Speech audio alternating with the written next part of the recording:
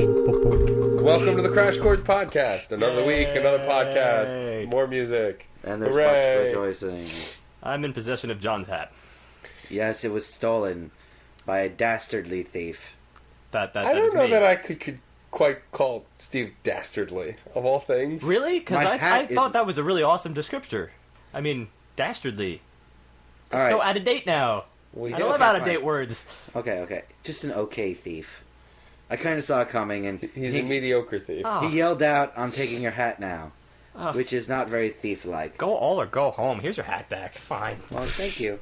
Jeez. Now you're dastardly, because I didn't see that coming. All right. Yeah, you got it back by being nice. How does this work? What? Welcome to my world. Yeah. Bizarro land of John. At the top of the Thank show, I want to thank the Wasties for putting on an awesome show last week. I got to also see Mr. B, the Gentleman Rhymer, last week, who is very good. I suggest you check him out. He is a chap hop pioneer. Chap hop. Where can you check him out Enjoy on? this. He's on, I believe, on Bandcamp. He's on Facebook. He's got a bunch of albums for sale online. We bought a copy of his newest one. And what Can't is- Stop, Shan't Stop. What is chap hop? I think I need an explanation there. So chap hop is his version of hip hop. It's essentially, he's British. He speaks and rhymes with a British accent, speaking as polite as possible. So changing the language of songs to sound more like polite British chatter. To be I honest, could chap deduce hop. all of this, but I felt I needed To be spelled honest, out. I could see Shakespeare's sonnets translating very well into the hip-hop realm. I don't know. Were they really chaps back then, though? I feel like the They chap were. They thing were is chaps. when I picture the British chap, I really picture a 19th century dude. Needs to be like, Mycroft Holmes. yeah, exactly. Yeah, there you go. precisely. John had a good metaphor. Quite. You dastardly Yes. bastard. Pip, pip. Indeed. I wonder if that's Indubitably. a dastardly bastard. I'm sure that's been used somewhere, right? It Yes. has to have been. Awesome combo. It sounds way too clever for only you to have first thought of it. There was Gotta probably take away everything I own. Yes. What's next? Yes. I don't know, I'll think of Your something. shirt. Let's please get this album over with. Let's get right into it. This So, week's album our band this week shares a name with our title. is by Deepchord. One word. Deepchord is Rod Modell. One MC. One doing word. No, two One words. name. That's his real name. One name. He is a Detroit native doing ambient dubstep. This week's name of the album is Sommer. It's his ninth album release. He's been doing this for over a decade now. And this is actually last year's album. There is a more recent one, album. which wasn't on the Wikipedia page, because then I would have chosen that one. Well, all It would've right. been So that we're a one. little late to the game here, but it's not past our cutoff date. So there you are. Summer. Sommer. Sommer is ambient industrial dubstep. Okay. Sure. Sure. Okay. Well, okay. I'm not gonna belittle it there. That is probably the closest thing you can get to describing exactly what it is. There's a lot of bleed over when it comes to certain branches of electronica. For when you're going from techno to ambient back to techno, and then go back to the super genre electronica and vice versa. There's a lot of bleed over. I think this isn't so much a confusing album as we've had in other cases. For instance, I think Boards of Canada was a little bit more straddling the two spheres of techno and ambient.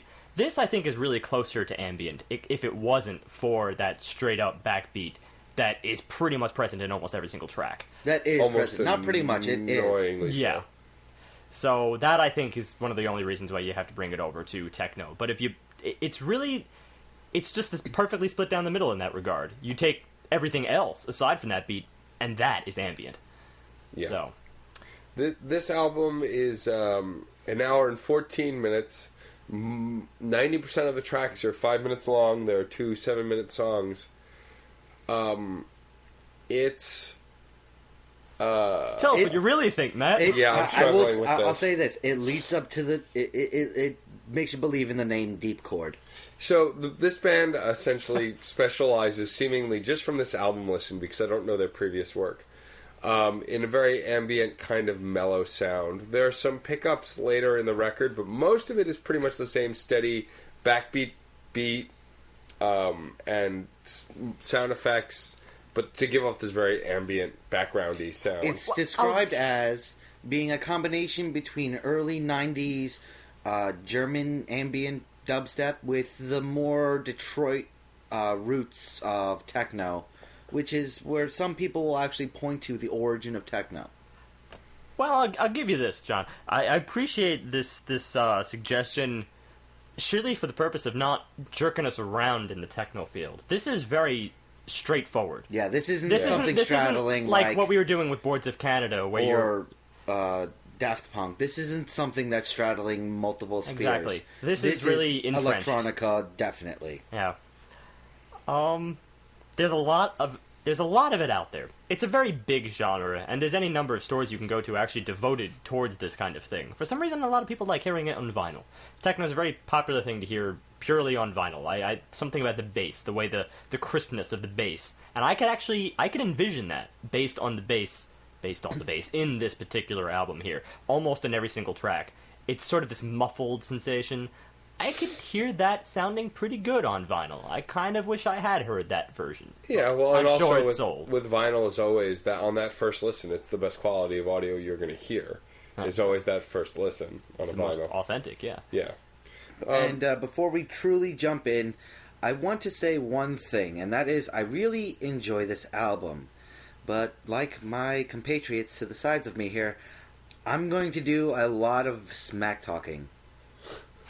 So, the first thing I want to say about this record is, in the vein of Flying Lotus, which we did last year, episode, Steve, help me out, Flying Lotus? Episode 19.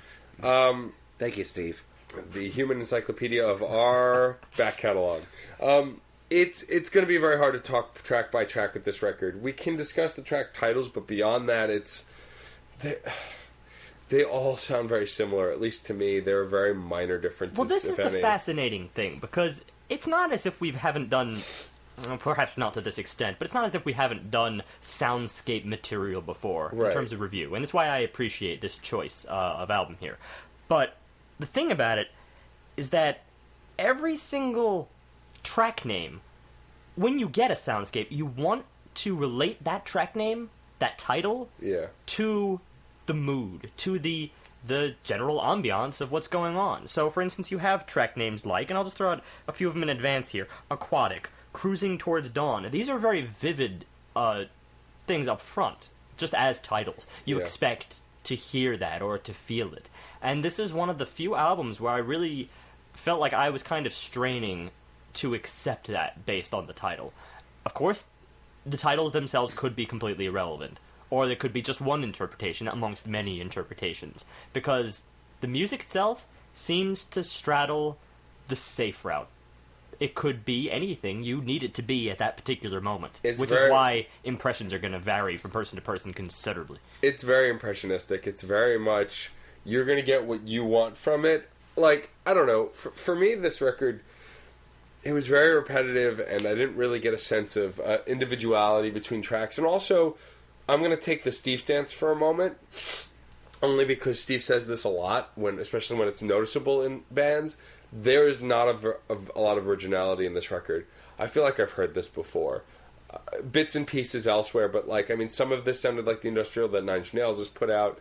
Some of it sounded like the ambient we've listened to before, but not as good, or a lot worse. As I was saying, there are stores and stores devoted to just this. They only sell techno music, mostly on vinyl, and you can go in, you can listen to it on turntables and whatnot. And I used to do that. They have a lot of stores around the Bowery and whatnot. And it's just, sometimes one starts to sound kind of like the other. I'm not disparaging the genre.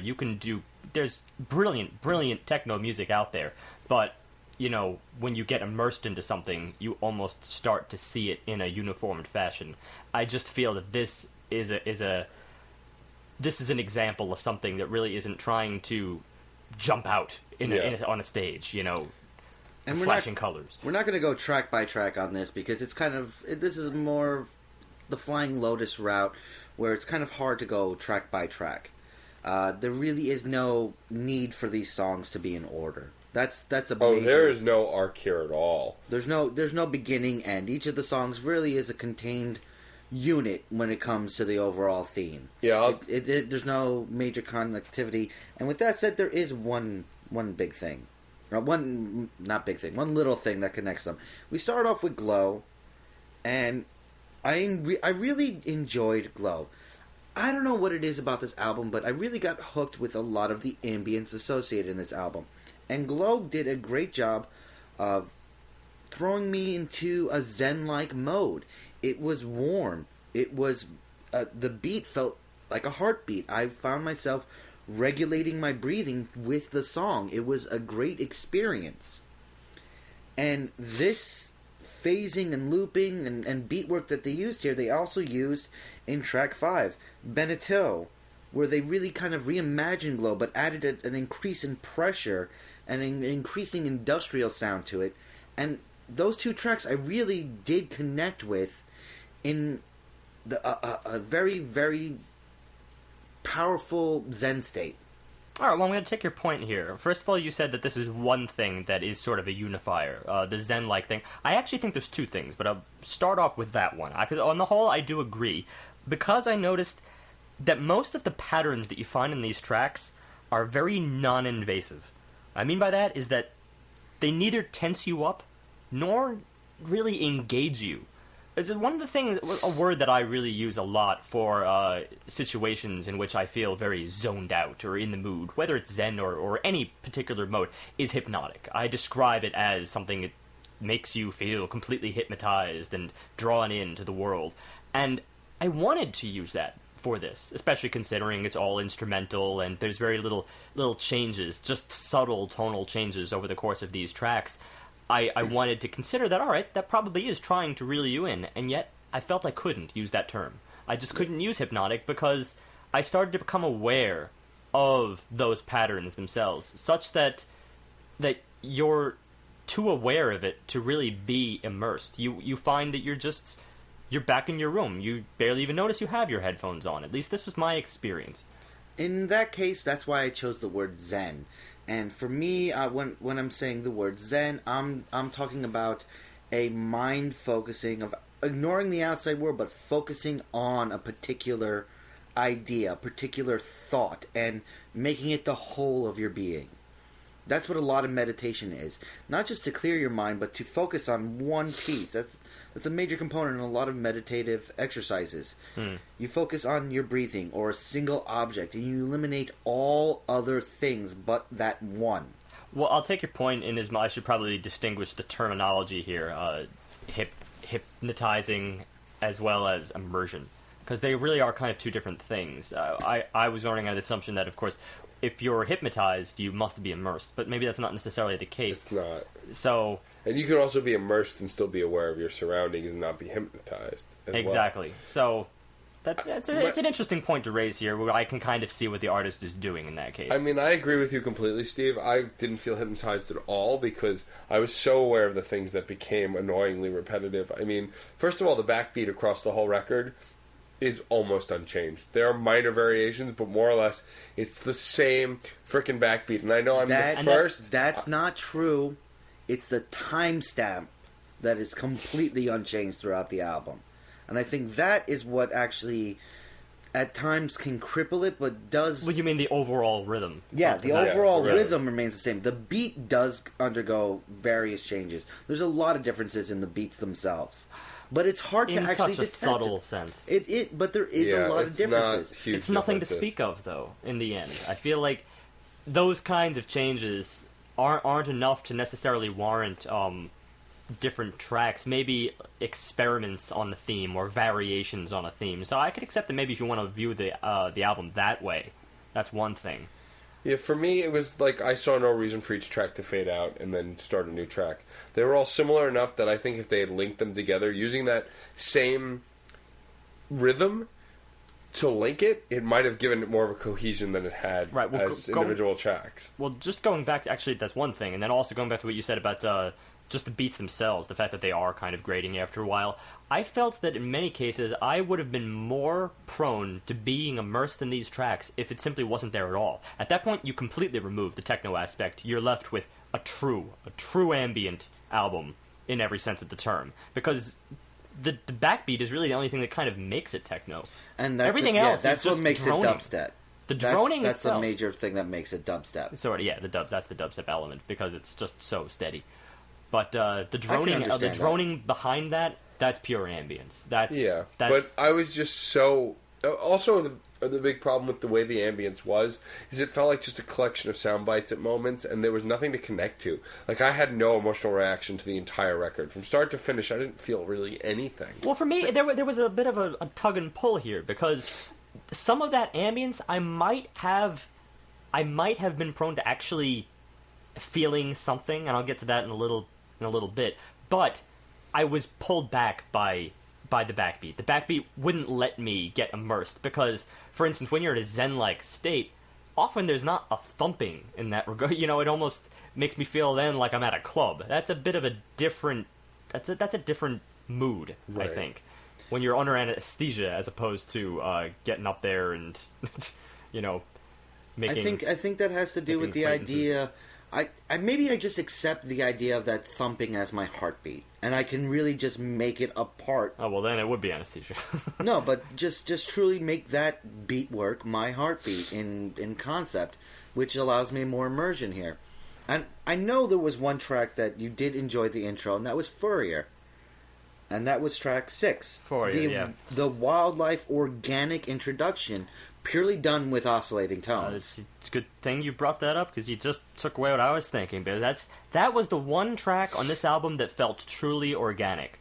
So in that particular instance, but that was based on the other aspects. That was based on the breathing and the stuff that was going on apart from the backbeat, because I don't think you had the backbeat in the very beginning of that track. I think it took a while, and in many cases, sometimes it takes a while to really sink in. And that's also a very common trend in techno music, is you start off with some mood setters, and then you drop the beat. Something sweeping like Sandstorm's iconic introduction. Exactly. But I was saying, some of these other tracks here, I didn't feel any organic nature necessarily at all. Maybe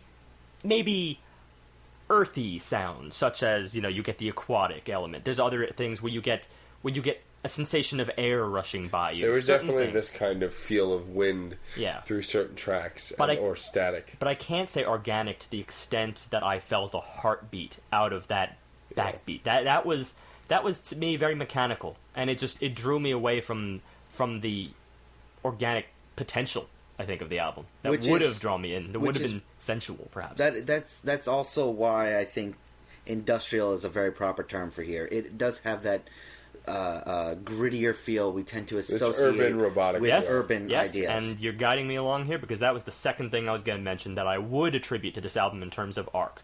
The first being the fact that, yes, it's very soothing in that regard. It's not non-invasive. And then the second is that it is sort of industrial and maybe even urban, just in a general sense. But that's pretty general for techno music, because I feel like almost every techno track tries to go for something that is urban. It's almost the idea behind the concept is you're immersed in a world of technology, and where else would you be so immersed than a city?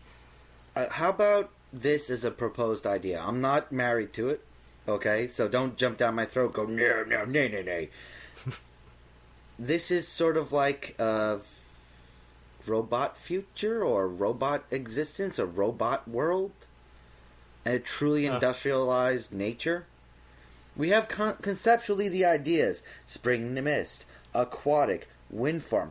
Aquatic, I think, did an incredible job of using techno electronica tones to really give me the idea of water. And this was just here's my argument.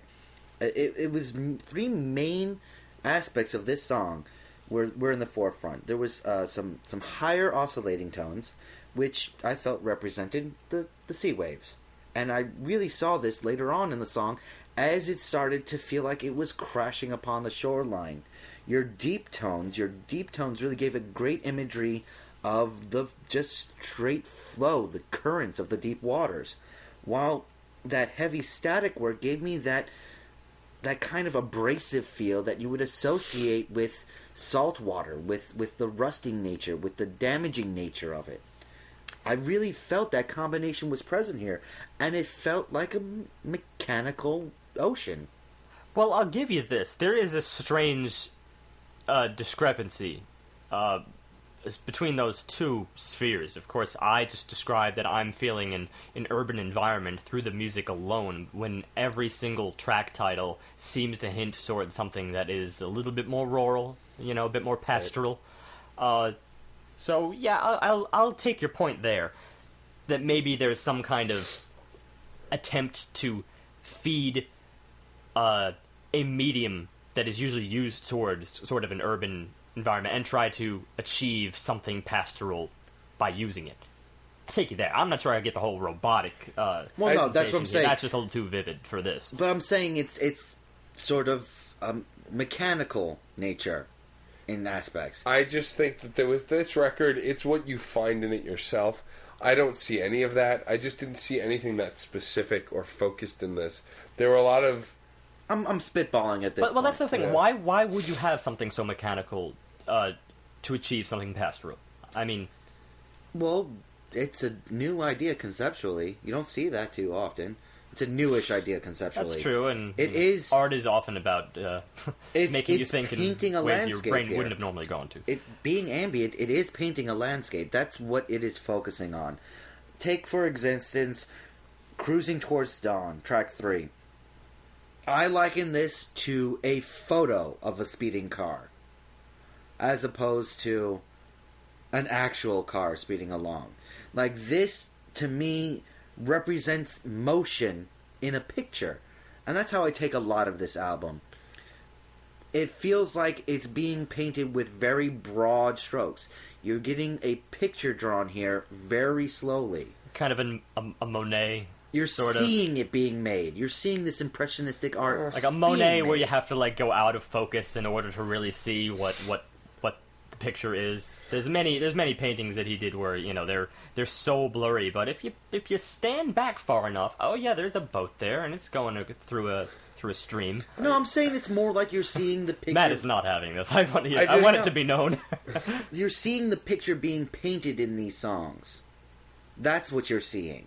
You're seeing the actual process of it. I'm not saying that you're wrong, John, because you're seeing this thing that's there for you. But for me, and Steve pointed this out, the titles don't mean diddly for this. I could hear elements of Aquatic in Chasing Towards Dawn, in Flurrier, like track 5, track 8. Like, all of these songs had elements of the other songs. There's just not a clear picture for me. It all blended together. This theme is so loose.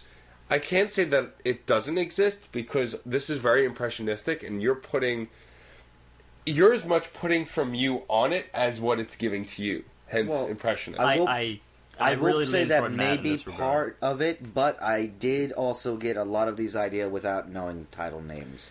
And that's... I will say that it wasn't 100% without that sort of indicator, but especially the first few tracks, especially something like Flow-Induced Vibrations, track 8, one. You have to consider the order of the art really quickly. I mean, especially the reason why we title things today. I think you're really intended to know the title first. You are intended to look at it before you listen.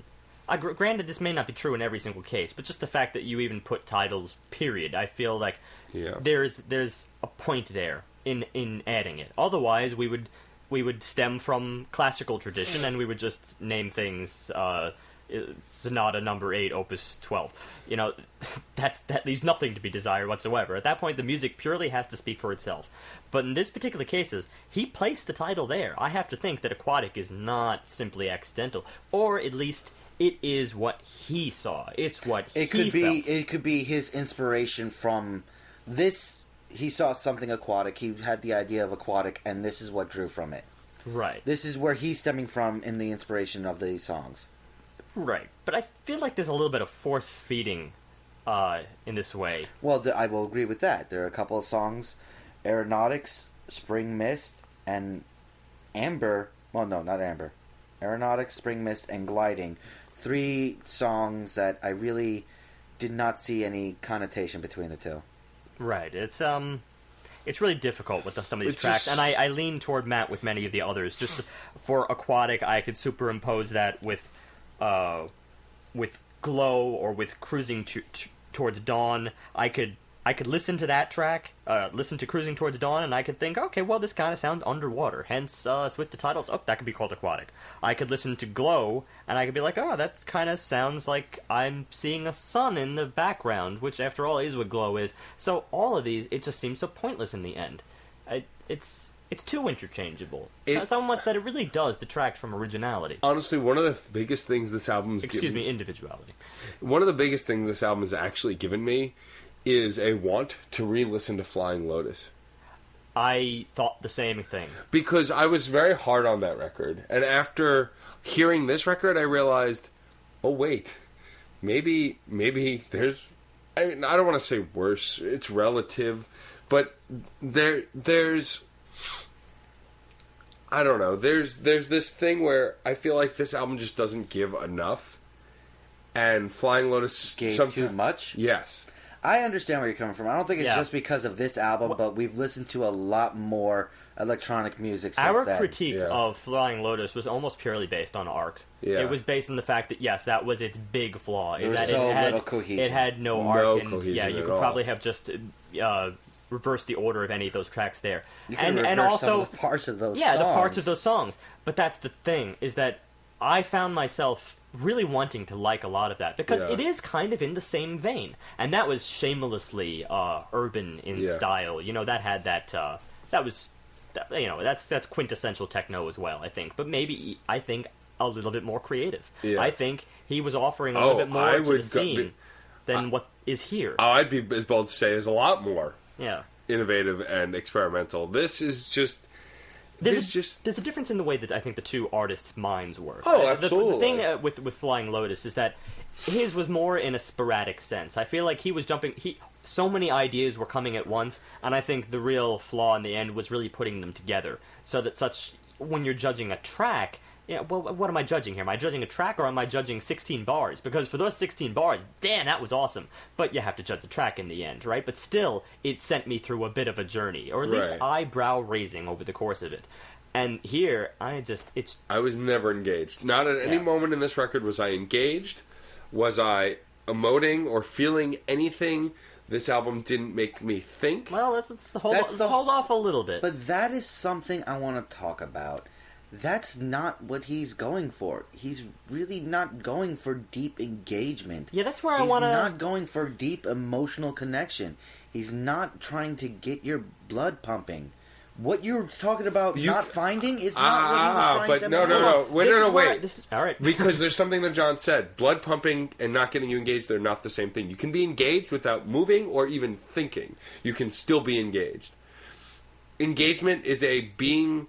part of the music, being focused, being entertained. It's a state of mind, in the least cliche fashion. And that's what I want to talk about. Just because it didn't get me moving didn't mean it didn't engage me. It's the fact that there wasn't enough of interest or of substance for me to get me engaged. All right, well, just to not to jump the gun here, the way his mind is clearly working is partially explained based on a quote that John found about the way he views his music is he likes to drag out long scene work. He loves to show you the intricacies of the building of the music, which is obvious in these songs. It is very much obvious. Here's the thing: I really, really respect that idea, and I think that's great. I've experienced. I know there is stuff in the past that I've listened to. First of all, I'm a fan of classical music, and in many cases, you're expected to sit for over 45 minutes to just one piece and listen to the slow progression throughout. Yeah. It can be very engaging, despite all of that, despite the slowness. And here you still have the same exact potential. It's really about cross-referencing what he said with what I'm really hearing.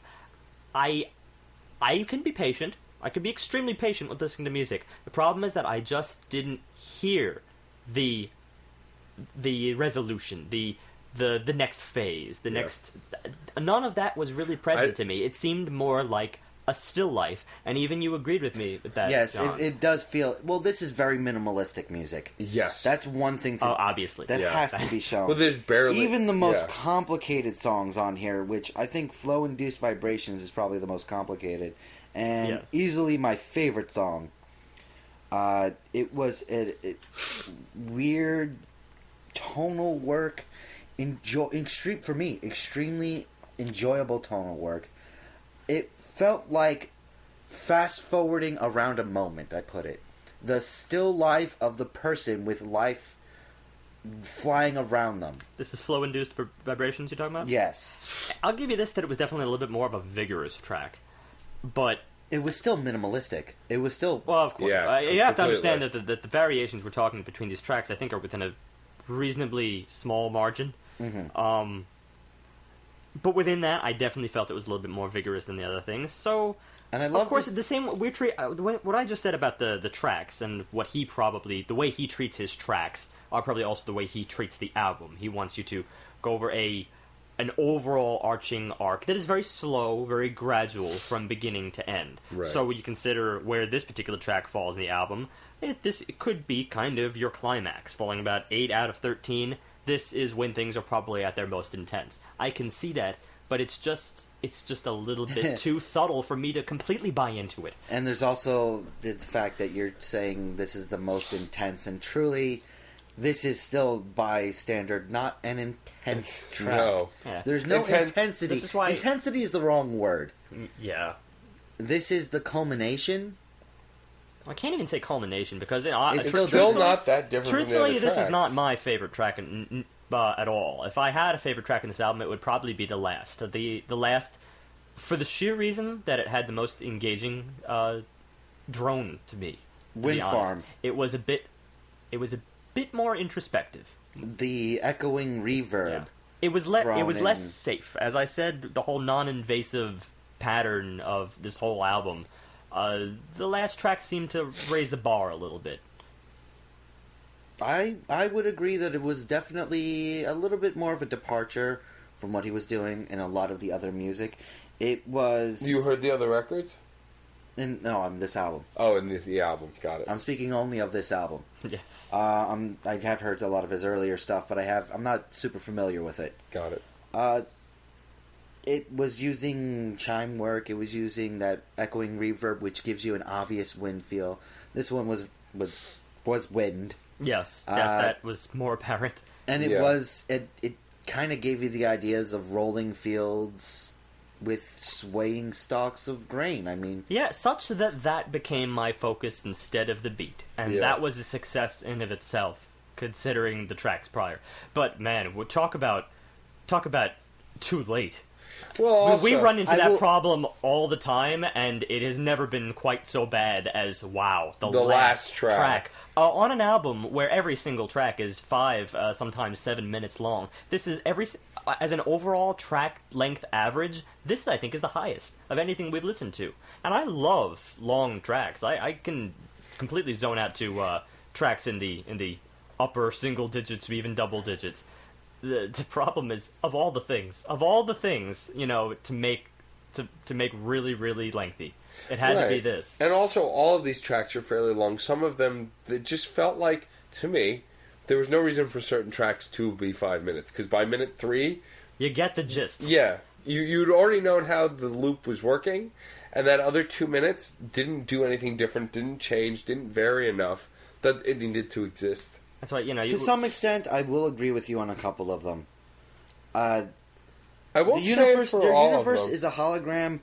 That definitely... While I love that dragging knife noise, that really unsettling screeching noise, it did drag on and was very much less evocative for me than a lot of the other tracks. And honestly, I found Alfama, track 11, to be derivative at best, really. It felt like the baseline of so much other techno. I just could not get away from that track fast enough. Yeah, I think that was even a case where the beat was even more consistent than it was on perhaps other tracks. Yeah. We got to a point where towards the end of the record, though, like, I don't know about you guys, but I'll be completely honest, like, Gliding, don't remember it at all.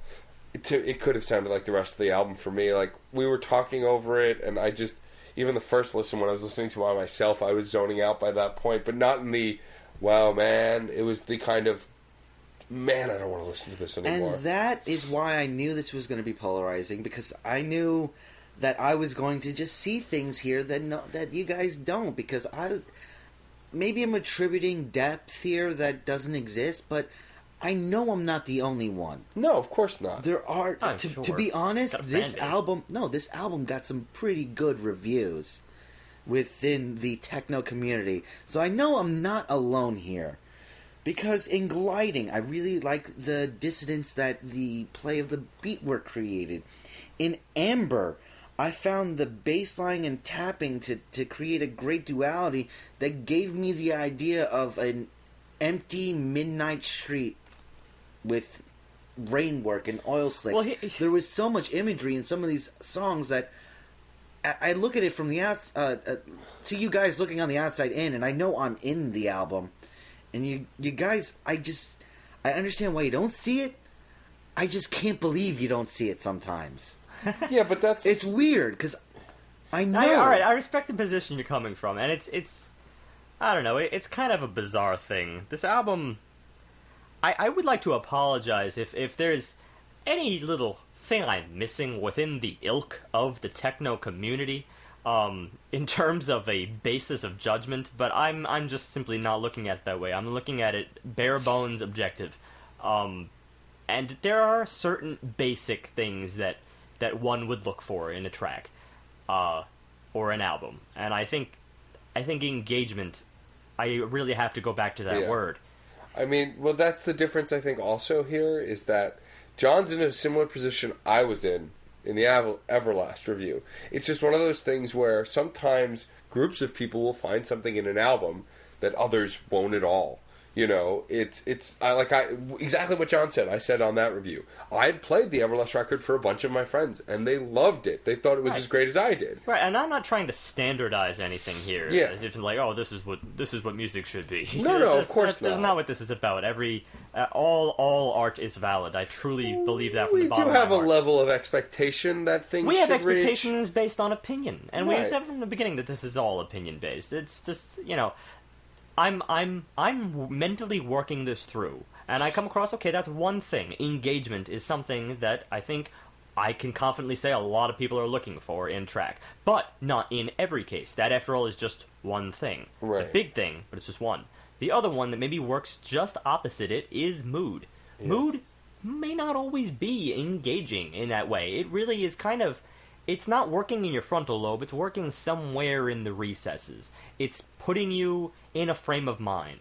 A kind of thing that could spark anything from inspiration, which is a great thing for music to do, to spark inspiration.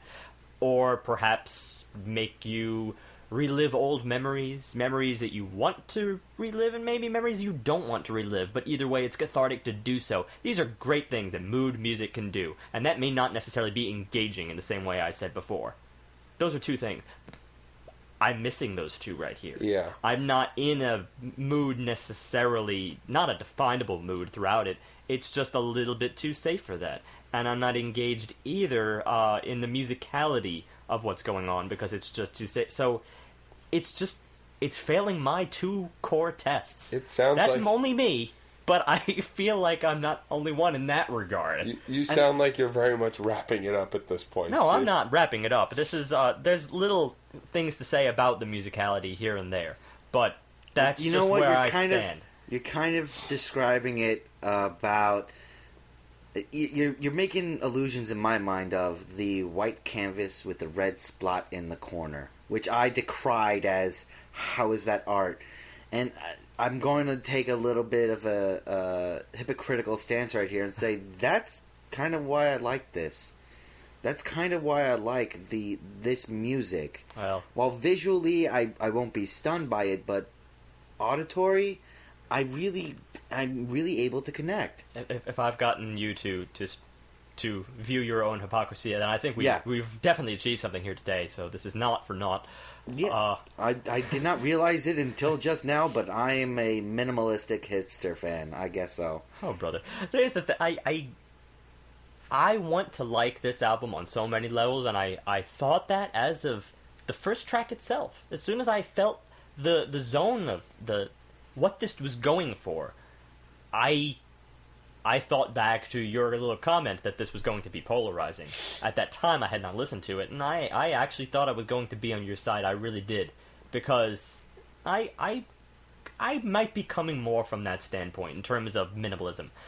I reference Steve Reich, Music for 18 Musicians. From a compositional standpoint, that is just an amazing piece to me. And it's a long piece. This is upwards of 18 minutes, if not longer. I'm not entirely sure, but it has a pattern. If I could just do a little digression here, its pattern that in terms of time signature, it doesn't even go in 4/4. Huge portions of this album are in 1/1, as if you could get any more bass than that. That barely means that time signature enters into it at all. You're just concerned about the thump, about the singular beat, or the drone, because both are going simultaneously. He in many ways is the father of minimalism. Many of these techno guys really base their work off of what Steve Reich did. Maybe not all of them, but he's the father of a certain generation of this crowd. And yet I loved that. But it did put me in a mood, and it did engage me. It did both of those things while still being minimalistic.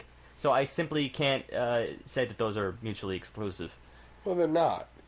They're not Yeah. mutually exclusive. And No, I mean, I wasn't saying it was mutually exclusive. I wasn't. Okay. I was saying that this music I would attribute to the idea of minimalism in artwork, in the idea of impressionism. It is. I completely agree with you. I just still think that and I just had to there's point out. there's a rating system within that. and Oh, see, yes, see, yes. but when Steve is saying though that he wanted to like it from track one, when Glow played, I'm listening to it going, okay, this is something. It's not the worst thing I've ever heard, but where is it going? And then it doesn't go anywhere. And then the second track starts, and 3 minutes into that one, I'm going, well, where's it going? Oh wait, it didn't go anywhere. By the third track, I said the whole album can't possibly be like this. Before I listened to it in its entirety, I did the whole, all right, next track, what does this sound like? Oh, what next track? What does this sound like? Oh, it's more of the same. Next track. And then once I went through the whole album and realized none of it was really offering that much variety, I went back and listened to it in its entirety just to give it a fair shake. And I was just like, I kept saying to myself, eventually I'm going to hit that point where I find the thing that I like. Because on every album, there's always at least a moment I like. And it wasn't here. There wasn't. I tried. I looked through every track, and there's no moment in my notes or when I was listening to it that I can go, this thing that happened was great. I loved that thing they did. That said, I'm not saying that they have no talent, they're terrible, they're bad. One guy did all this. Because that's not the case. There's clearly some semblance of talent here. It just, to me, there's like nothing to entertain me with. Well, I'm gonna say, on the whole, I'm on your side with this. Yeah. But as you said, to give it the fair shake, we are speaking very generally at the moment, and I do have some particulars to note about what he does. Why don't you get into the particulars you want to note, because I don't really have that many. All right. We've already talked about a few of mine. For starters, in terms of sound bites, there are a few things here that do catch my eye, or do raise an eyebrow, raise an ear. A few of these things, I think the reason I notice them is because they are seemingly out of place with what I seem to understand to be the theme. A few of those things are an echo from what sounds like a television being on. You get that in just the first track, in Glow. It's kind of subtle, but while you're dealing with all these things taking place, pretty definable things, such as it sounds like water flowing. I think that's straight up, I see that in Glow. Interesting, I don't see that in Aquatic, but I do see it in Glow, or hear it. You also get this sort of sine wave. That's also kind of common in several tracks, but it was a little bit more apparent in terms of the slow pulsing motifs going on here in this first track. Very slow pulse. And then you get the TV echo. Doesn't seem to fit, does it? It almost kind of humanizes the track. I think that's kind of an interesting idea. So, I am going to go back to what John said about this whole brush-stroking impressionist thing. I think that's easily what he's doing. And yeah, absolutely. I do respect it. It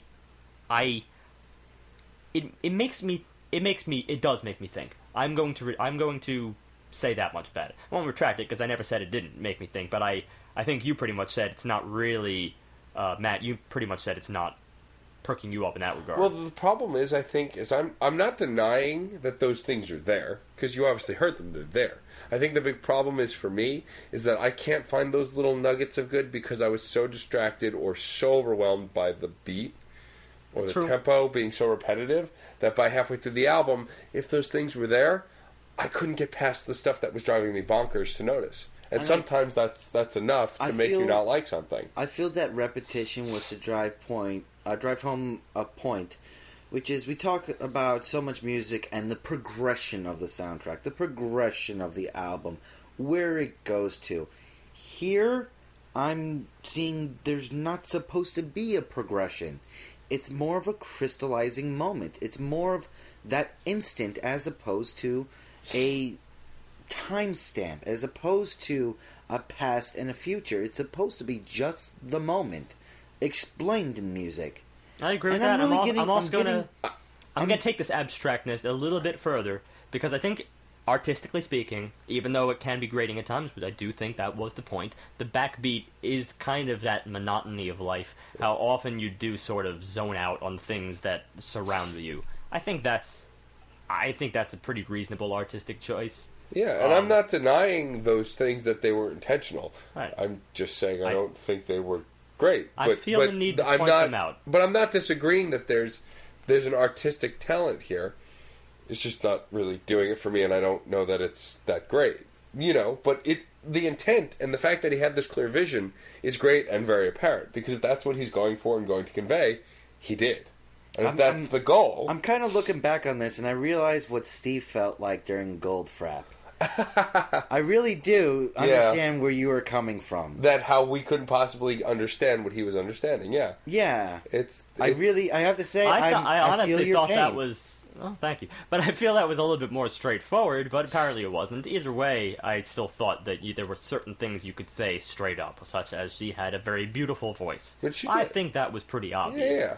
I did give it some very good ratings, because I did see a lot of things you were talking about. Yeah. But yeah, mine wasn't even mostly for, arc and theme. Those were sort of the icing on the cake in the end. I was drawn in by melody alone, and that may add up to a bias here because I'm such a sucker for a really, really good melody. There's nothing to latch on to in this regard. Not even. You're grasping at straws on this one. That's not the only thing, of course, that I'm looking for. There's other cases, like, for instance, Boards of Canada was fairly melodyless. But again, why is it? I feel like that's a really appropriate comparison. Boards of Canada, more so than Flying Lotus, because we already have our issues with Flying Lotus. But we raved about Boards of Canada. Boards of Canada was not a minimalistic impression. No, there was journeys in every song. Thing. I would beg to differ. I think that's definite minimalism going on right there. And I think there's plenty of people who would think straight up, and they might even rate that and say that bores them just as much as this does. But that actually does progress. That's musically. The difference, is it went somewhere. It does. Those tracks places. had a progression. Minimalistic or not, there were movements. Number one. Went somewhere. Number two it was much more varied in tone. Yeah.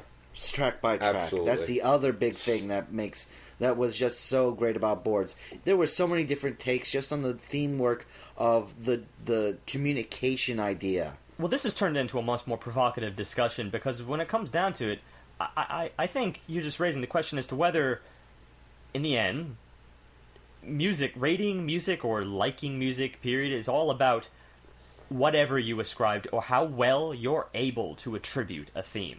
In other words, how well you're able to fake it sometimes. Because, remember, I think we were going out on certain limbs with Boards of Canada. I still enjoyed the music at its base level. I didn't need all of the The depth. the icing on the cake that we attributed to it in order Yeah, to but like I it. agree that I had an enjoyment from Boards of Canada that I got before we started ascribing these meanings to it. But we did lay it on a little bit thick, I think, And, by the end, especially when we started that's talking 'cause about everything. I don't want to get too far away from this album, but especially when we got into the dystopian doomsday. Yeah, stuff. that was just a little bit too far. I think you could be as simplistic with that as simply saying it's an urban album, just as I said with this. Oh, it's about urban. But maybe it's 70s urban, maybe it's not modern. You definitely sounds dated. That's the one thing that's really stand out, is that it really is using old equipment. It was the idea. Made the sound 70s. Well, we came to the conclusion that it was the idea of taking the 70s and reimagining what the future would be like.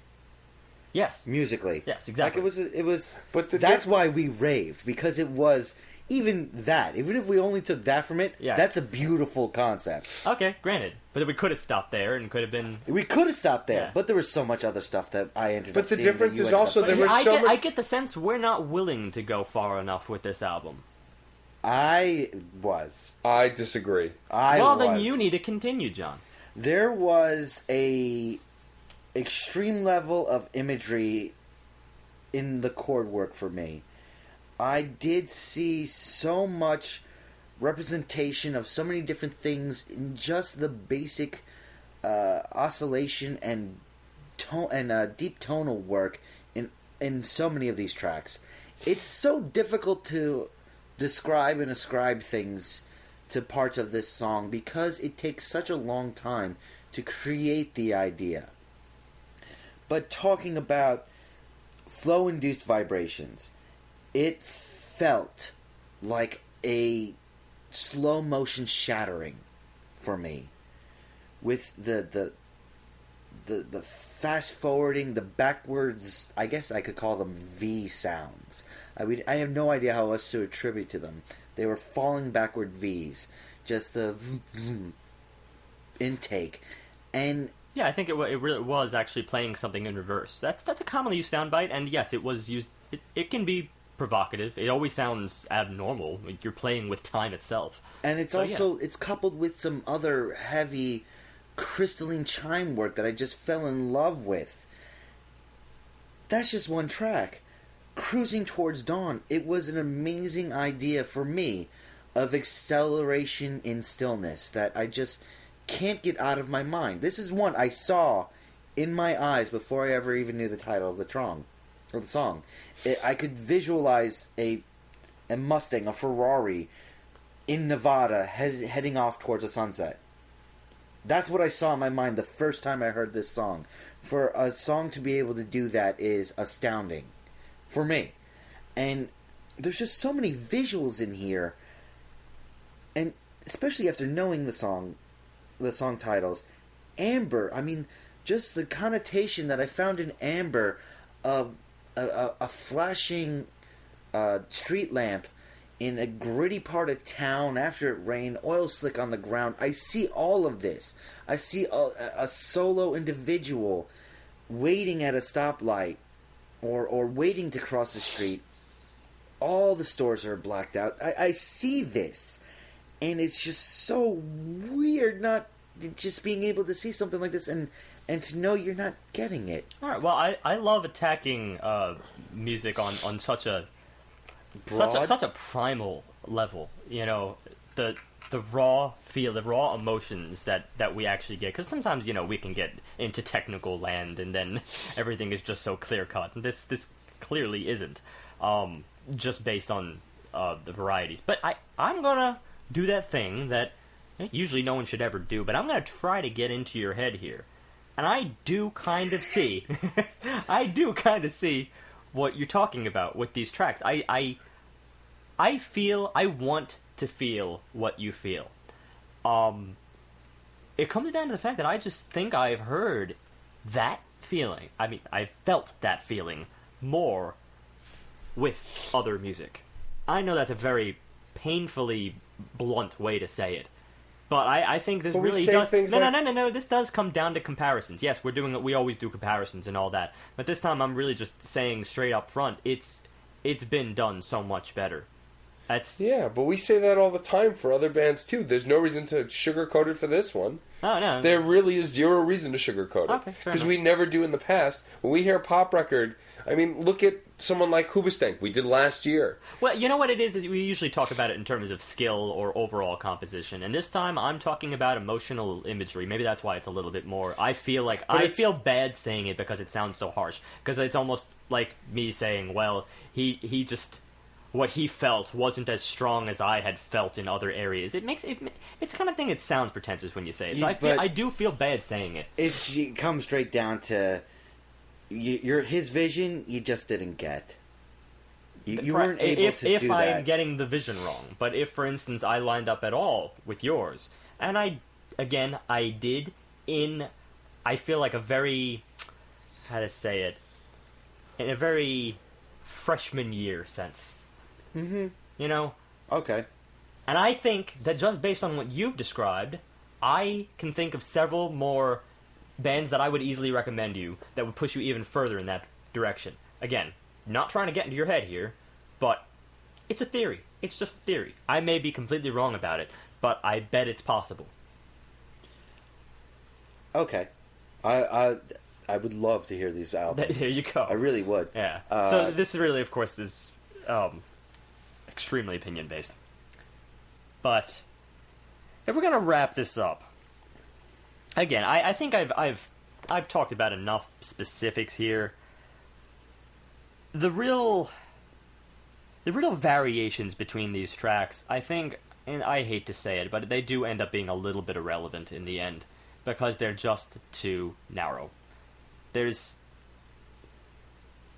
Maybe these are the two standoutish things. Fourier, the exposition of Fourier was perhaps my favorite exposition because, like I said, it sounded organic. There was something there that felt like it was reaching out. It felt like crickets and frogs. I thought it was a breathing sensation. It felt sort of sensual. This is a song that you could probably play in the background while you're getting it on. Mm-hmm. This is that kind of track. Which again, it's not something you're going to be engaged in. Hopefully, you're not going to be too focused on the music when you're in that scenario. But it doesn't hurt. It doesn't hurt, exactly. It's operating to your brain on another level, and I think it would function perfectly in that environment. That said, it's a little out of place in that regard, but I was glad to hear it after so much static. There was a lot of static in this album.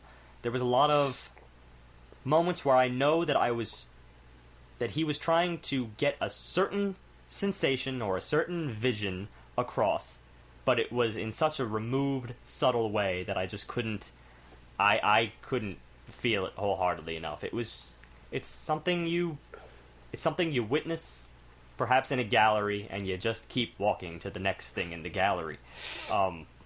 You don't have all day. Anyone have anything else to say about Arc?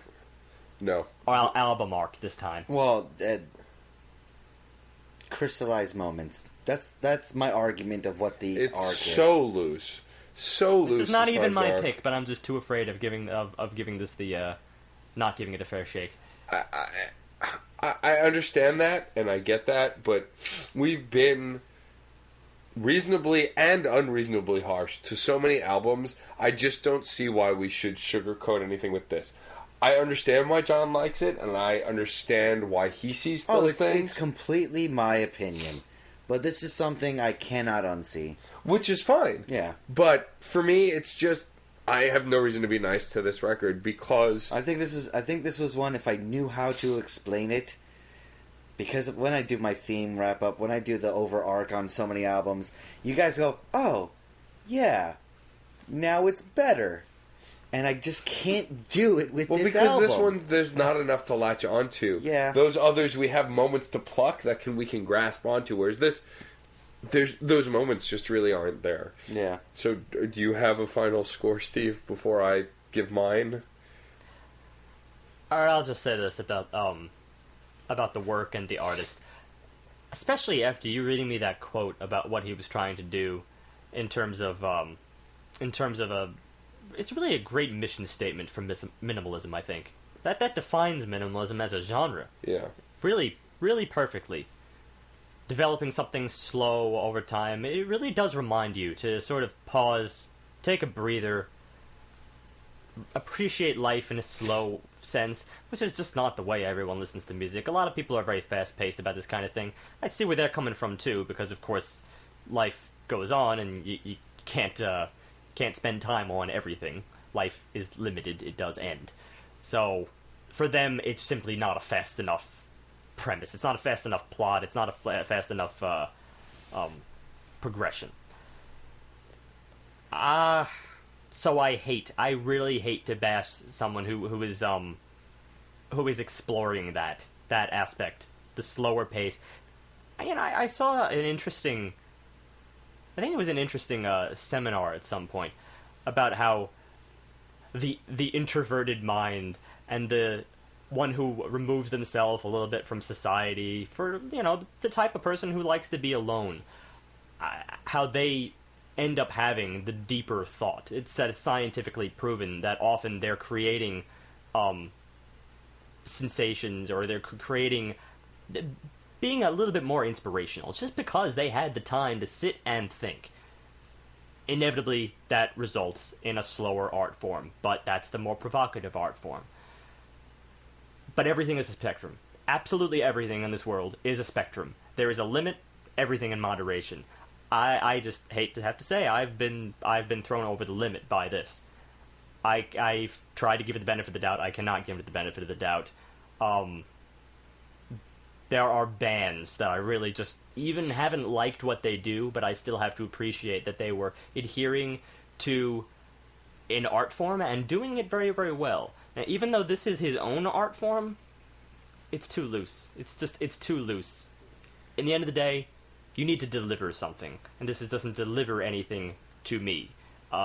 Either freshly or something new to the table and new to the world of music. Again, just search techno on Google. I guarantee you will, maybe even within your first 5 hits, you're going to get something that's infinitely better than this. 1.5. Steve hit a lot of points that I'm going to hit. I mean, it's just, I've heard this before and better. I mean, that's the base. There's not enough differentiation for me to grab onto anything. Those moments that Steve's talked about, I don't even remember hearing in the album. So if they were there, I was so distracted by the stuff that I didn't like. It's just one of those things that, there's no denying he has a talent. It's like what we said about Flying Lotus. There's a talent here.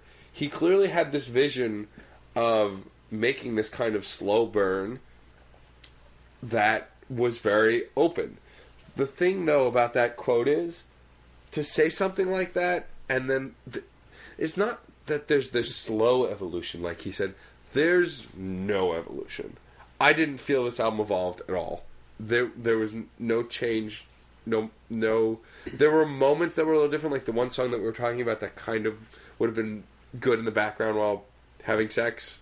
That song, I could hear the beat working with that, with the sound bites, a little bit differently than other things. And just to interject, I know I always interrupt your final wrap-ups, but I had to hear... You have to accept that, of course, when you're... Not the only thing we look for is album arc. We don't only look for album arc, but we've said that often if you're not looking for an arc or an overall story, then you are kind of looking for a collection of still lifes, still shots. Yes. They're not vivid enough for me for even call them a collection. Right. So... I mean, wow, it even fails in that regard. That's rough. That's really rough. I didn't emotionally connect. I didn't find an arc. There was no, the snapshots weren't vivid enough, like Steve said. There's just, there's no lyrics to judge to pull that through. Music that doesn't necessarily make it to that next level, good lyrics will pull it forward. There's no lyrics in this record. And I got one more. I can't dance to it.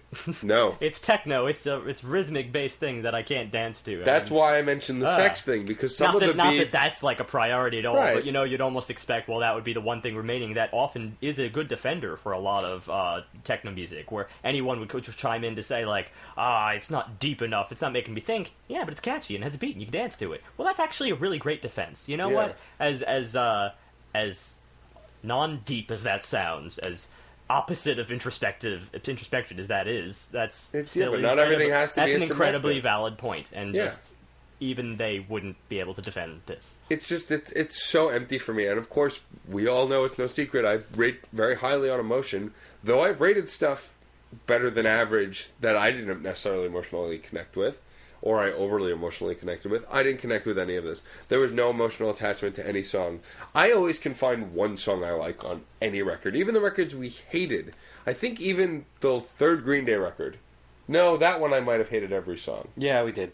But, so this is probably the second, maybe third if there's another, but definitely the second album where I didn't like any of it. Nothing. I just didn't. Part of it's just the selfish reason that I just didn't connect with it, but also part of it is, again, there are things missing. Important things that, even though there's some semblance of talent, that aren't there. It's a 1.5 for me, too. There's nothing to bring it up to a 2 for me. I got one more. Sorry, I got one more. What? Just, again, going along with what you're saying here. If you take ambient music, again, that would be another perfect defense, as not just a mood thing, but can you fall asleep to it? Well, that's like the... I can't, because of the beat. It just doesn't know what it is. Yeah. I feel that about the music. That's regardless of the composer. Just the music itself. And in that case, that's where I'm going to start disagreeing. I can feel that relaxation. I can feel that Zen nature, and I could definitely fall asleep to it as ambient music. I could also clear my mind as ambient music in my head. I do connect visually. I do connect emotionally on these tracks. Not all of them. Not even close. It's about half. It's about 50-50 of really good tracks for me, and then really okay tracks for me. But there's just all these things you keep saying. There's no beat you can dance to. I saw a guy online who I reviewed realize that's this. a shallow point. Yeah, but here's that my counterpoint. One guy pointed out that this is an album you could dance to, and there is definitely a groove to this, beat wise, that you can move maybe to. he can. I just can't. Okay, that might be because it's... If I'm gonna dance to anything, it would be funk. But that's Yeah. just me. That's just me. That's what I need to get me going. But there's there's so many aspects in here that you're saying are missing, and they are purposely missing. Yeah, This is minimalism. This is an instant of the world elongated. I see that on so much of this album, and I see so many different things on this album that I cannot deny. Now, from a purely superficial and personal point of view, this is well into the fours for me, but I do have to talk about there really is very little variation from song to song as a whole. There are instances, there are little bits. We talk about the little bits you like. There's so many little bits I like on these songs. So many little choices that I like on these songs that really cement visual pictures for me, that cement emotional connections for me. I know you guys didn't get any of this. I got all of this. For me, this is a 3.25. I'm higher than both your scores put together. And this might be one of our biggest jumps of differences. And for me, it's from the artistic point of view. Yeah, I've heard better ambient. Yeah, I've heard better dubstep. No, I haven't heard better ambient dubstep. Not yet. That's interesting. But that is such a duality that it's going to be at odds with itself. It's going to be polarizing. Because, yes, it's supposed to be something that gets the heart pumping and something that creates soundscapes. And for me, a lot of these tracks did both. So I gotta go with my gut here. 3.25. It's above the herd. It's not much above the herd, but it's definitely above the herd. It's definitely standoutish. I do see where you're coming from, and I respect it. And Yeah. I think it's also very appropriate. Not too long ago, I probably would have at least put it about 3. Not too long ago, simply because of the tonality of it. Speaking to a lot of the points that you just mentioned, for a lot of the same reasons, for a lot of the same emotions, the same feelings, the same visions, and all of that. And maybe this is just the most pretentious comment of the night, but I don't know. Maybe I've outgrown it a little bit. I love the tone, but again, heed my words. There is better out there, and you will like it. Well, like I say, I got my own issues. That's why it's still in a low 3, but it's still 3's quality for me. And I will safely say that there was nothing that would make me have changed my rating. This is how I feel about this record. We are who we are. My personal overall rating is Burn It. But realistically, if you are a dubstep or an ambient, this is definitely a try it. Realistically, on the whole, it's not a Burn It. This is definitely a try it. And the reason is because it's still an art trying to do something different. Do something personal. Do something personal. It is personal, but everything is personal. That's too shallow for me. To be honest, it's art. Some people are going to get it. In this case, most probably won't. My overall wrap-up, the idea of it is a general. The general public should at least give it a shot. It's amazing that the last time we had a What is Art conversation was back in episode 12. I believe it was when I chose Menomina. The album Moms, and that was just based on maybe a handful of tracks in there that really did seem out of left field, and you just couldn't quite grasp exactly where they were going. And even then, they were just far more accessible to me than this. Yeah. I mean, I adore Menomina for. Granted, they're not minimalism, but they can get pretty artsy and avant. That's the direction they take, which is probably the opposite of minimalism, and depending upon how you look at it. But yeah, and I was equally defensive of that because of what the tones that they were giving me. Right. I think a lot of this. The reason why I mentioned that comment to you, John, about there being other stuff out there that may evoke the same feelings, is because I think a lot of times we also just rate on our knowledge of a certain vision. I think a lot of us seek something. We are seeking a certain emotion, and that's a really broad term. I think it's even. Actually, that's too specific a term. It's even something vaguer than that. You're looking for a connection. A connection, or at least a symbiotic relationship with a certain sound, a vibe itself. Something, no matter what it does for you, whether it invokes something romantic, or whether it just evokes a picture of the world the way you are interested to see it. Yeah. That's what a painting is supposed to do, and I think at its core, that's what music should do itself. But let's face it, if you're going from thing to thing and you're getting closer and closer to that vision, it's almost like approaching an asymptotic relationship as you get closer to the line, but you don't quite touch it because you can never quite, I think, reach the ineffable. Yeah, exactly. The perfect way to say it. I know. So there you are. You base it on your previous experiences. I'm basing it on what I already know of this particular outset. And for me, I feel like I've been thrown back to, stage 1. But I don't discount stage 1. Everyone needs a stage 1. So, I don't know. Well, minimalism itself is a very difficult topic for a lot of people because it is, like it sounds like, minimalism is just a hard thing to get on board with sometimes because there is so little of it. Not just in that there's not literally, a lot. Literally. Not that there's, no minimalism, but it's just there's so little to talk to.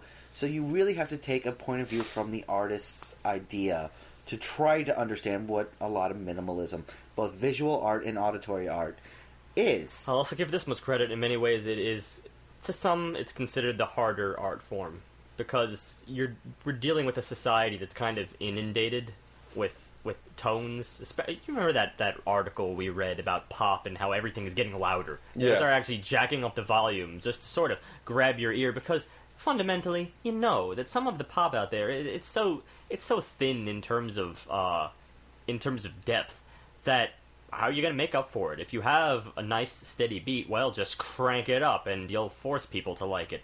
If that's how easy it is for certain people, then, well, minimalism is really a long shot. For the modern day audience, at least.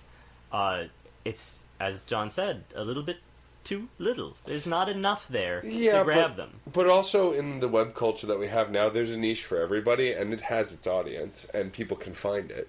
It's a lot easier to find these things, too. Well, yeah, but this goes back to the whole technology debate, is that just because everyone can find it doesn't mean everyone does find it. No, of course. Everyone has to walk their own bridge from genre to genre to genre. That's ultimately your choice, and also the people that you talk to, your circle, your social circle, all that. Right. All of these things can contribute to where you end up. And for some people, after a certain number of bridges in the pop realm, or even other genres too, even like jazz. Jazz can be very busy. There's a lot of things out there that are just very, very busy. They're heavy-handed. Yeah. It's not that I don't like that, but there's a place for minimalism, and sometimes once you spend so much time with what could be conceived as clutter, you can't go back, and that's why I think a lot of people just can't soak up minimalism in the way they perhaps once could have. But I don't think it's a time thing. It's really person to person. Yeah, which is really curious, because I said before, I don't like visual minimalism. I just never got it. I never got the concept of such a simplistic visual idea trying to evoke grand themes. And it's weird that I guess I'm really into music minimalism, because this is not the first band, nor is it the last, that I've enjoyed because of how simple it is, because of how less it is at times. Less sometimes is more. And that's what a lot of people... Definitely. That's a saying that, to be honest, nobody really believes anymore. Nobody believes that less is more. No, I agree with it. I mean, they've Absolutely. said it's an acting technique, and I've heard several actors talk about less is more. And if you can do nothing and achieve everything, that's the apex. Absolutely. Where you say nothing on screen, but everyone can't look away from you, you pull everyone in, that's the apex. Yeah, to take the extreme example, of course, who was really engaged by that, the quintessential over actress, where everything has all the curlicues of diction and all of that, so much that it's not really the way anybody talks. It's what everyone calls overacting. It hasn't been around since the vaudeville. Yeah, if that's what you need to do to really lay it on thick, that's not a good thing. No. You need to go back to bare bones basics, what people are looking for. But the other thing about what you were saying, John, is about how people don't have time to sit around and take in small things here and there. One reason I consider that I'm also a fan of minimalism. Again, ironic that we should be saying this after we just trashed a minimalist album, but But just because you trash an album doesn't mean you don't like the type of music. I kind of look at minimalism three ways: auditory, visual, and then action. Well, that's what I was commenting on, the visual aspect. One reason I think I well, not just that I like music minimalism, but that I don't really like visual minimalism, like yourself, is that I think maybe I'm a little bit more naturally like that. I walk around and sometimes I'm okay with just, I don't know, immersing myself sit in a park bench for a little while, unwind, I don't know, zone out on a random object. That kind of is visual minimalism just in the day-to-day life. I don't need art to supplement that. Yeah. I agree. Yeah. But there is one version of minimalism that I've always been on board with, and that is the one-man show, the monologue. You ever go to an off-Broadway show, and I know everybody here has, but I'm talking to the audience now, and you just get somebody telling you a story. I love that. There have been plays that I've truly been moved. Or the perfect example is something that's been around for a very long time, the Shakespearean soliloquy. Yes. Is play minimalism. That's where I'm going to disagree with you a little bit. I think, I see why you say that, but I don't think that's minimalism in terms of sheer thought. In fact, it's a very depthy look at one person's inner voice at that particular moment. That could be I'll concede that. pretty deeply. Just because it's only one person, I think it's kind of trite. A monologue. You get very minimalistic in monologues.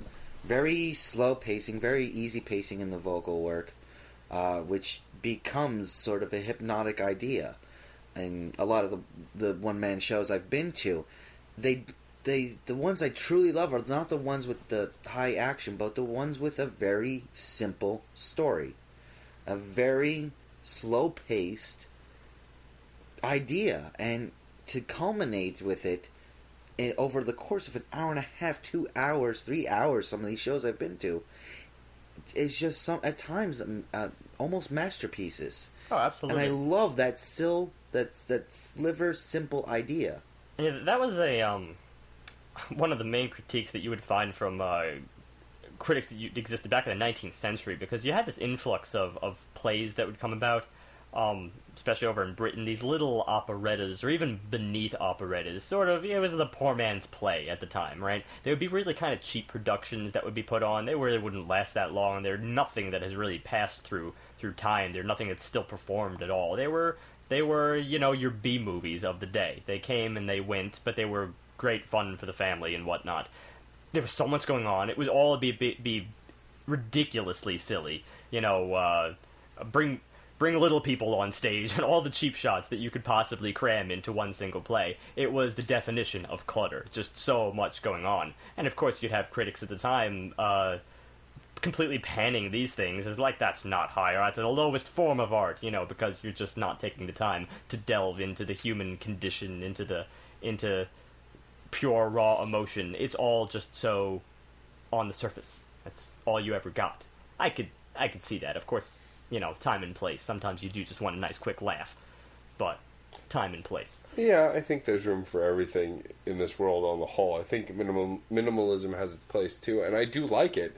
Just not this specific minimalism. It did nothing for me. I accept that. Minimalism, like I said, polarizing, and it's very hard to get somebody to like it if an initial idea is dislike. Though I do like that we actually spun this into an entire conversation about minimalism, which I did not see coming from a mile away. Well, that's how, a good 25% of our topics actually happen. Oh, yeah. Conversationally. Yeah. Well, we get inspired. I was kind of inspired. I wanted to talk about this because minimalism is just this is a the type most of art. apropos time to talk about minimalism. Minimalism, impressionism. These are two very, very almost shoehorned ideas in society, and it's almost like you gotta be affluent to like them. You gotta be not Joe Schmo. You have to be cultured.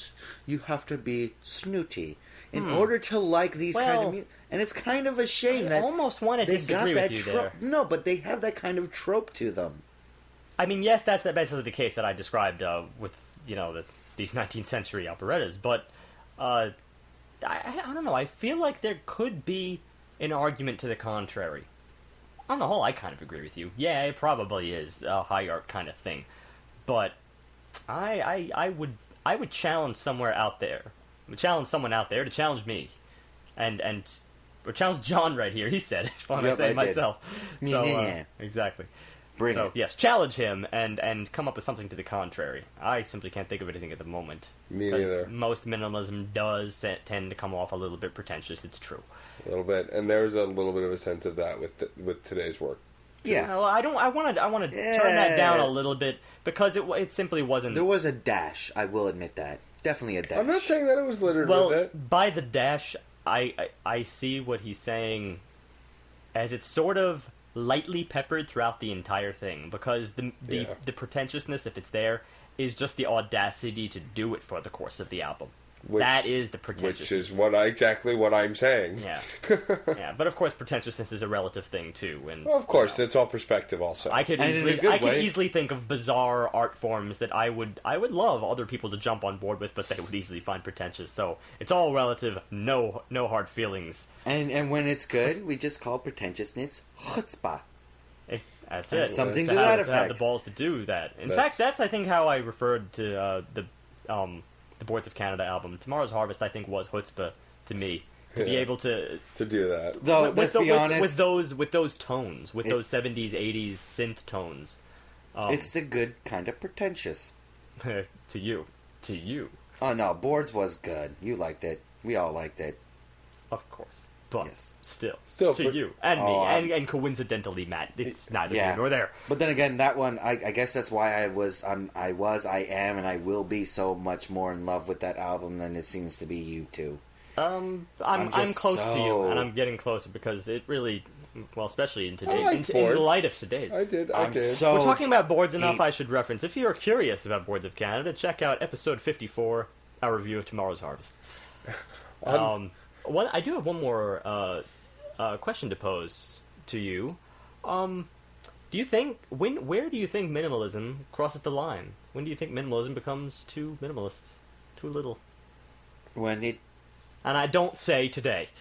In this define case, the line as best you can. You cannot define that line because that line is not going to be in the same place for anybody. There's no define the line for you, of course. Is what I mean. For me, Well, when it stops working.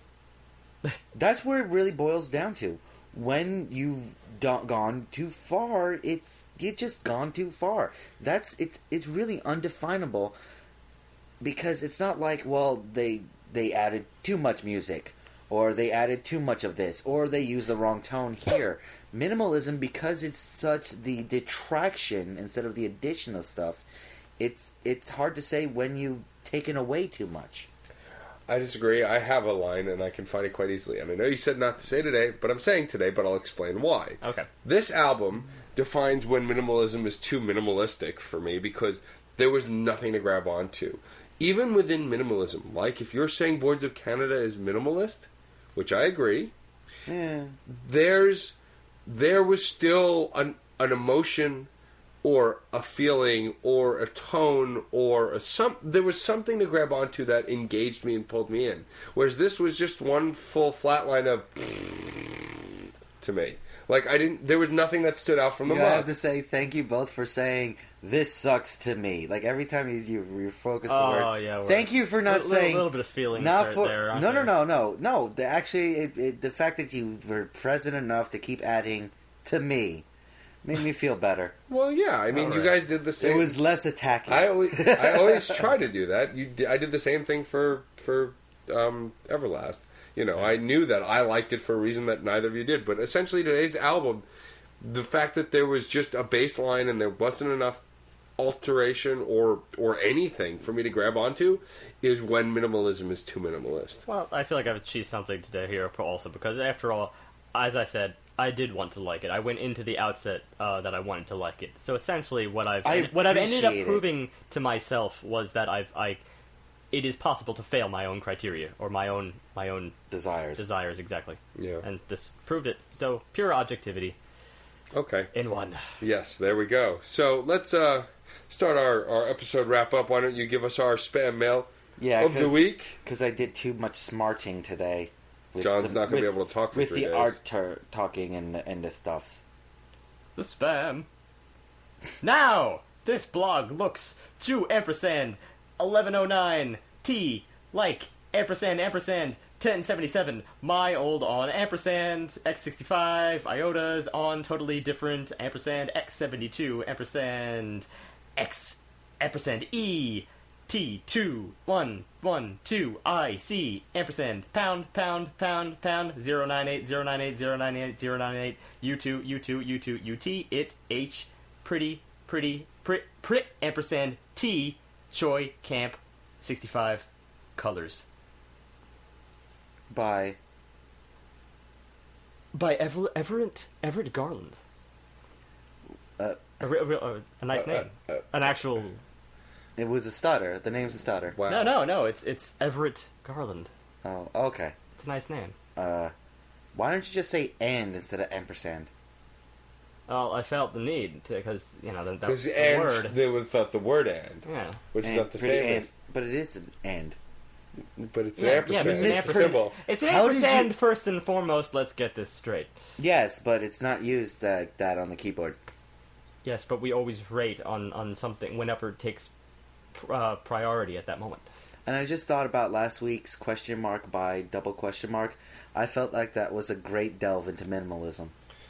I just wanted. He's to been point waiting all week to analyze last week's spam. I'm that- sure I he didn't get was. the chance to. I know. I didn't. So next week, we will come back nice and full from Thanksgiving with our new episode, and Considering I have like 2 or 3 turkey dinners, I might still be asleep.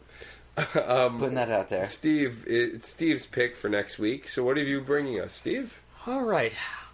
I suppose as much as today was sort of an answer to A question To nobody techno. asked. Sorry. wasn't going there, but hey, why not? We'll The go with sound of one hand clapping. it. All right, I'll stop making comparisons. Just go for it. We are going with Mark Kozelek's "Like Rats." Is this? Is- Oh, Solo that's not artist? that confusing. Yes, Mark Kozelek is a solo artist. This is acoustic, straight up Oh, acoustic. cool. Real Got a acoustic? guitar, real acoustic. Not like This is guitar not and covered vocals. acoustic? Actually, they are covered. They're all covers. But they're more not covers of himself. They're covers of other people. This is a Oh. cover album. I Akin kind to of Revo? hesitated. Akin to Revo? Not even close. Okay. Akin to Walk Off... Not like Walk Off the Earth? No. Okay. Is it? Ooh. Well, it- first of all, I mean, it's a different kind of covering, after all, when you're just doing acoustic. Acoustics. And, of course, this time you have to look at different things than we looked at in episode 65. This is where the comparison enters, is I'm sort of doing an answer to... The Life to Acoustic? Everlast, yeah, Live Acoustic by Okay. Everlast, which we gave kind of questionable reviews on, so... Except for Matt. Except Well, for I that. rated it lower than I thought I would originally. Always I seems to found be- flaws in it. Always seems to be 2 against 1. In either case... Well, it's not always. There are unanimous agreements, like Steam Power Giraffe and They Might Be Giants. We've done that too, This is true. Well, And almost Godsticks.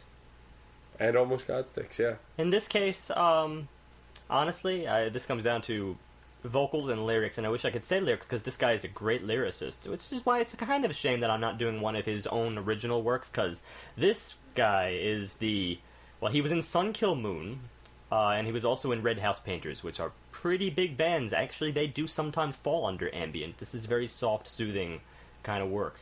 But in this case, you're not going to be hearing his own brilliant lyrics. In my opinion, they're brilliant. This time you'll be hearing him do other stuff, but the vocals still make up for it, in my opinion. Okay. Well, I look forward to giving that a shot. Another acoustic album is a nice change of pace after the last couple weeks too. So Yeah. I look forward to that. And then the week after that, we will be bringing back our guest Nelson Lugo, who came on last year. He's going to come on again, talk about his one-man magic show and more. And he's going to bring an album this time instead of us forcing him to listen to something Steve picked. And we have a couple of Lovely. treats lined up for the end of the year. Yes. We, of course, will have our end-of-year review, and we will have, hopefully, a very interesting piece from Steve. Like the end of last year. And we have yes. one special little thing coming up, too, and I'm not going to spoil it. But it's coming up, so stay tuned. He just had to throw that in there. He could I have had to. nothing planned at all right now, but We just no, because you he, know we have he a plan. psyched something up. I came up with a plan. We have a good plan. You have so many plans, though. They just I'm the run planner. together, I'm man. the thinker. You I keep come saying- up you with keep- the Wow, ideas. if John's the I thinker, keep we're in saying- trouble. you keep No, saying that. you guys are in the box. You're always like, I got a box. I got a box. Look at my head. It fits in the box. I'm over here. I threw away the box years ago. I have no box. I have a sphere. What is he talking? If I you know what bounce John's the talking about, sphere. please comment in I the comment take box the below. Thank you. sphere And I crush it down into Okay, a tiny little John. sphere, and I swallow the sphere. And the sphere's in me. Last but not least, I would like to say, if anyone wants to learn more about minimalism, read about it. Please read about minimalism. It's And a- also, my suggestion, Music for 18 Musicians by Steve Reich. I think it is a must-listen to. I would love to review that in a retro, Album. retro review. Or you period. could write an article about it on the Yeah, website. it's a single piece, and I think it's brilliant. Okay. On that note, and in closing, as always, music is life, and life is good.